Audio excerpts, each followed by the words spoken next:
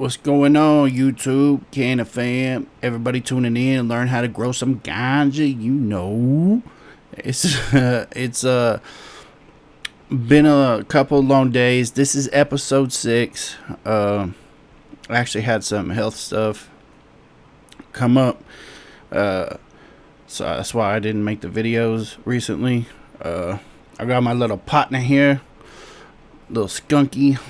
I forgot the actual name that's on this thing. What do they call him? Stinker. Stinker. That's his name. My daughter got me that as a mascot since we're I Heart Skunk, right? If you follow me over on the Facebook, you know that I run Platinum Leaf Exotics. At least I did. I went to go register that name, and apparently somebody else has already registered that shit. So I had to go back to my old name, which is Ghostfire Genetics. So I want to keep the commercial side and the breeding side different. That's why I got two names like that. But yeah, they somebody else done trademarked my own damn name, man. I've had that name for probably 10, 12 years now, like. Probably about 10 years. I've had the other one since back in the forum days. Ghostfire Genetics was back on the forums. It was just Ghostfire, and then it turned into Ghostfire Genetics over the years. But yeah, so that's a little back history of me and everything like that. But we on episode 6. We gonna talk about today. Planting season, right? It's time to plant in Oklahoma. We right near Mother's Day. That's when I've always planted in Oklahoma, because that's the time of year that you know absolutely there ain't gonna be no more freezes, right? Every now and then, just like this year, you get a late freeze and it'll fuck your shit up. I've had that before, but if you plant on Mother's Day or around then, you're usually good. If you start clones inside, we'll just jump right into it. If you start clones inside, right, or start seeds inside, and you grow them up to be like, a couple feet tall or whatever, and you want to put them outside, you got to make sure that they're hardened off to the environment, and you got to make sure that they're stepped down in light. So what does that mean? Our light cycle outside is only going to be 14 hours. So you got to make sure that you step your 18 hours or 20 hours or 24 hours down to 14. You do that by every day you're going to reduce the amount of light they get overall, right? So ideally you'd want to do 15 minutes a day. If the plants start showing signs of like twisting leaves or any kind of issues, stop. Don't cut the light for that day. Let them get better, then reduce the light again. If you do it by 30 minutes a day, you want to do probably every other day. You want to step them down, because you don't want to do it too fast, or you'll go ahead and trigger them into flowering, and you won't know until it's too late. So, but yeah, that's the secret to taking clones indoors and putting them out without flowering. You got to step them down in light. Like I said, ideally 15 minutes a day. Every now and then take a pause, probably every 4 or 5 days. Take a day off. Let them make sure that they're used to it. Don't push them too hard. You just got to play around with it. And all genetics are going to be different. It's all genetic variability in that, right? So you'll have some that are easy triggers to go to flower, and other ones that you can really put through the ringer and they don't trigger. So it's strain dependent, really. But so we talked about that. Let's talk about how to plant outdoors, how to take care of your plant. Your plant is going to get big as shit, especially if you plant in the beginning of the season, right? Or you take clones out in the beginning of the season. You take a 2 foot tall fucking plant outside that's already starting to get some good branching going on. That sucker's going to be probably 15, 17 feet tall by the end of it, if you're feeding it right and you're training it right and all that shit. But the way to minimize that, if you just want a couple of outdoor plants that produce a little bit of bud for you, your main is indoor, you just want a little bit of outdoor, the best thing to do is put them in like a 5-gallon or a 7-gallon container. They're not gonna get so big that you won't be able to manage it, right? A lot of people can't manage them big ass plants. You gotta have all sorts of stuff. You gotta have ladders. You gotta have like shit to tie it down, cages usually. Like, you gotta have a lot of stuff. Also, you gotta have a lot of feed for them. Like, they'll get hungry quick and they'll start to yellow on you, and whole branches will die off and shit. Like, you really gotta be on it if that's your goal, right? If you want them big old plants and shit.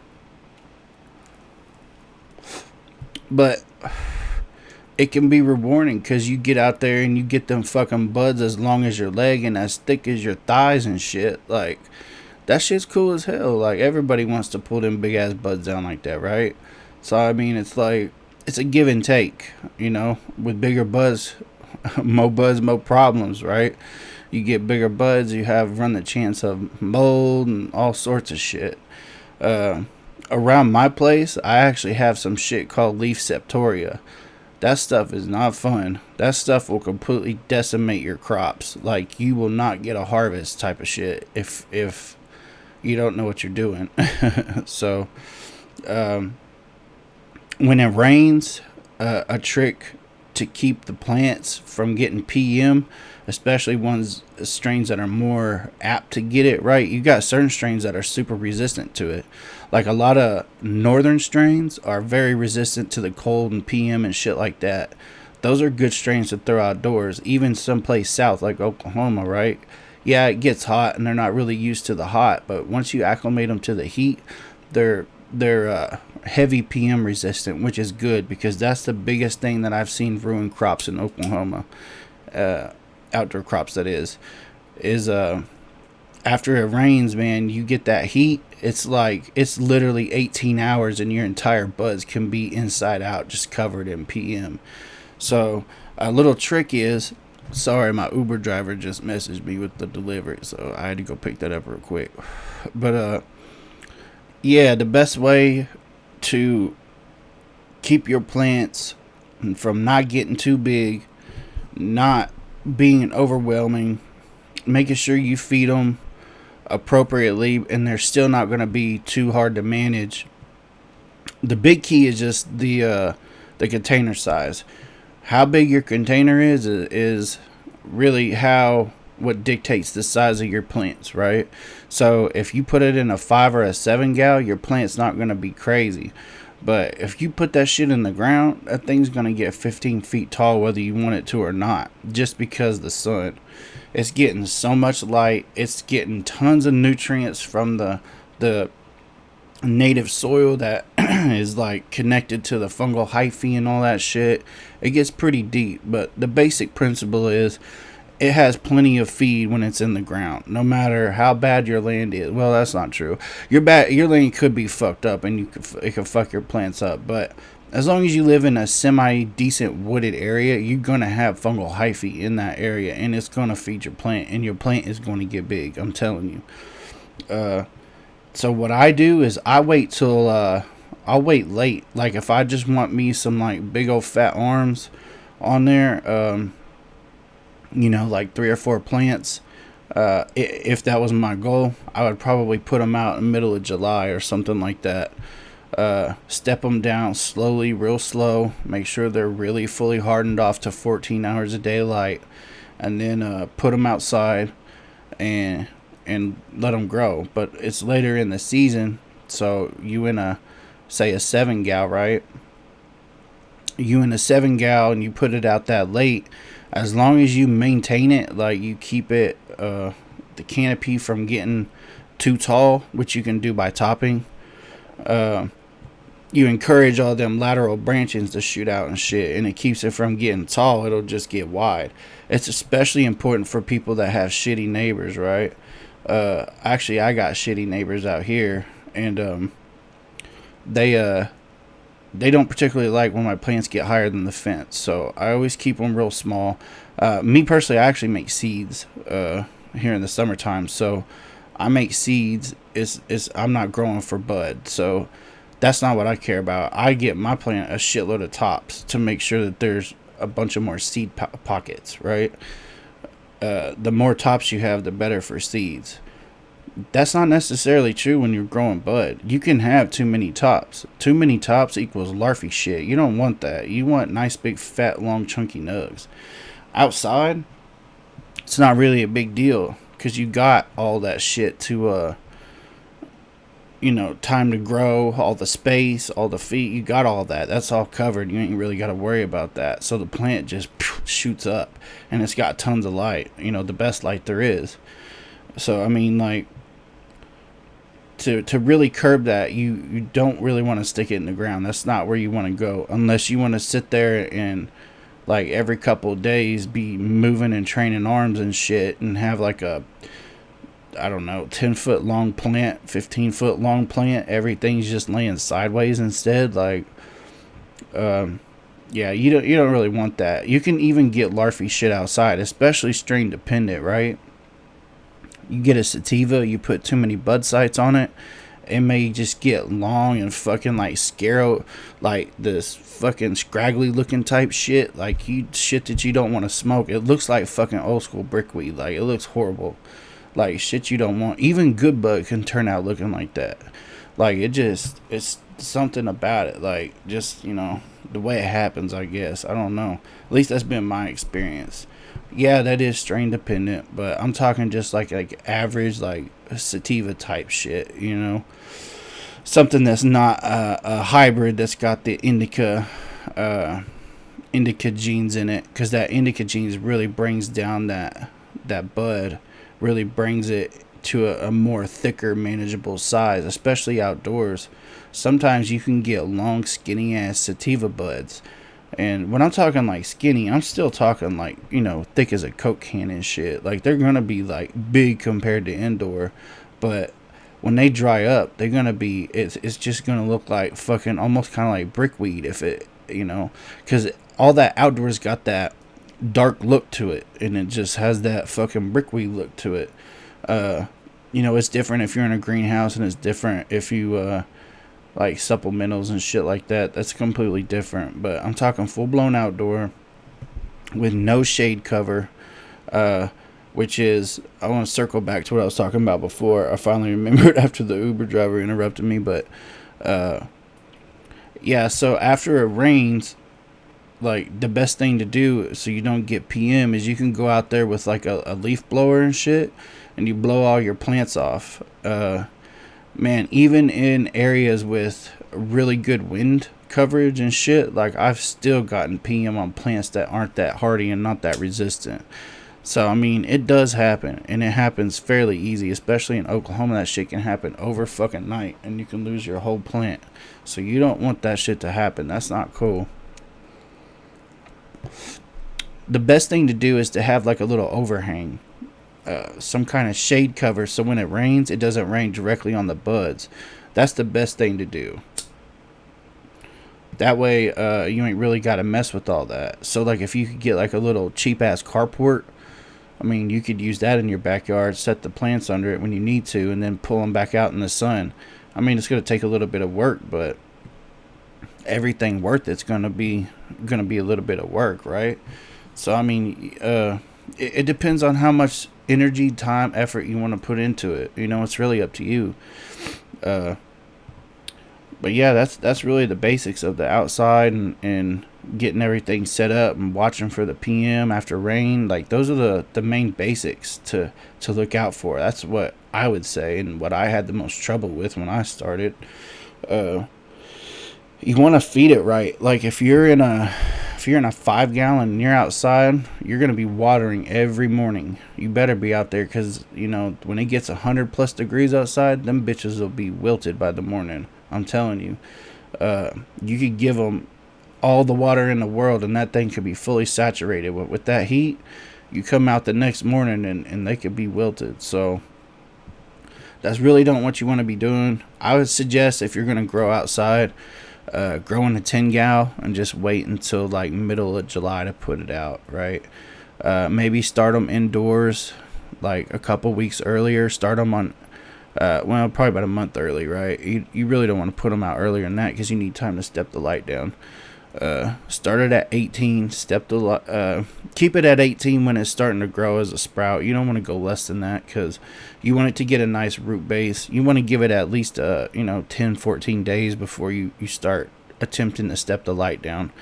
Because you definitely don't want to trigger it and that trigger like freak it out and stunt, or it like throw Hermes or some shit like that. You don't want that. So everything you do with cannabis, you need to kind of baby it, especially if you're moving from one extreme to the other, like indoor to outdoor, right?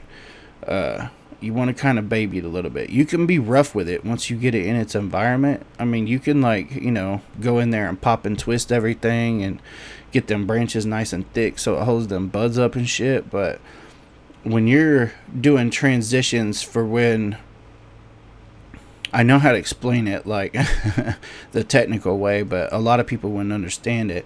So like the way that the plant transpires and stuff is completely different in the type of weather you're in, right? So if the plant's in 78 degree weather and it's so you're week 3 or 4 in flower, you're in your 78 degree weather and you're about 55-60 relative humidity. That's about like almost on point, maybe 65-70 humidity, but that's about on point. That's where you want to be at. So the plant's gonna thrive, but you take that shit and you put it outside to 105 degree weather and it's gonna shock it. Like hell, even take it from 70, upper 70s, take it to like mid 90s is gonna do something. Even lower 90s, you gotta be careful. But really, them big extremes like that, they don't like that. That really fucks them up and stunts their growth and shit. And that's not what you want when you're growing, especially outdoors. So there's good ways to stunt the growth, like I said, by topping. You can top your plant a bunch of times. That encourages lateral branching. Once flowering starts and you can noticeably see bud sites starting to form or hairs really starting to come out, that's when I go and I really shape the plant, right? So I'll go out there and I'll take the plant and I'll lay it out with whatever I'm using to lay it out, whether it's sticks, a cage, whatever I'm using to train these branches and shit to make sure they don't get crazy. You want to make sure that you topping enough where the plants are encouraged to grow sideways and not up. At least if you're trying to minimize the size of the plant, right? If you're there's lots of people that like to grow like average plants, 10-foot tall plants, something they can still manage without a ladder, really. You want something like that. I mean, depends on the strain, really, how you treat it. Sativas are going to be way different than indicas. Hybrids are going to be kind of the best of both. You get, that explosive jump up in growth, but you also get nice chunky buds. Like, that's why hybrids are most dominant in today's market, because hybrids really the best of both. You get everything from the plant. So that's really why people chose the selection that they did and chose to go that way. But that's just after talking to a bunch of growers over the years. Maybe that's not mainstream, but I know a lot of underground growers or growers that's been growing for a while that's absolutely true for. So it depends, I guess. It depends on what part of the country you live in. There's just, cannabis has so many factors. It's crazy. But the main point is, when you're outside, you got to maintain enough water, and you want to make sure you're feeding it. Because, like I said, there's proper ways to train the plant. You don't want to stunt the plant in a negative way to not make it grow big. You want to stunt it in a positive way, like topping, because that's going to encourage your side branches. And then when it starts flowering and shit, like, you go out there and you'll shape your plant to the way you want it. The best looking branches, you'll take them, separate them out. If they're not already separated out, strip them shits. Strip it all the way down where the, all you're going to get is nice big fat chunky grade A buds. That shit at the bottom, that larf, you may get a little more weight, but your buds are going to be C and D grade. You don't want that shit. You'd rather have A's and B's, right? So what you lose from stripping the plant is nothing compared to the better quality of your overall bud, and your overall harvest weight will be higher too. by doing that. So you're getting the best of both by stripping the plant. You can absolutely have way too many tops. It depends on environment, depends on so many factors. You really gotta, I feel like you gotta grow something a couple of times to really figure it out. Once you figure it out, it's real simple. It's not, it's, you learn the plant, you learn its nuances, you learn how it grows, you know what it responds to by topping or training or whatever. And then, I mean, that's really the main key factor is learning how your individual cultivars grow. Everything is based on genetics. That's why everybody puts that at number one as the most important, is your genetics, right? Because your environment don't matter. Nothing matters if you're growing a shit weed plant like that doesn't even have THC or something, and you're trying to get a THC plant. Well, you can give it the best environment and all the light in the world, and it's not going to matter. So genetics are the most important, and exactly for that reason. So all right, I've been rambling on for a minute, so I think that's a pretty good overview of outside. Maybe next time I'll go over specific issues outside. I kind of went over the PM just because that's the most common. Finding some kind of shade for it, or bringing it up to your carport, or maybe putting it in your garage and keeping the garage door open or something. Just whatever to keep it out of the rain. You got to put a little effort into it. And it won't be hard to keep nice, big, fat, chunky, solid buds that you really actually enjoy smoking. So, yeah, I think that's it for me. I've been blazing the whole time, so I'm gonna chunk up the piece and get back to doing it.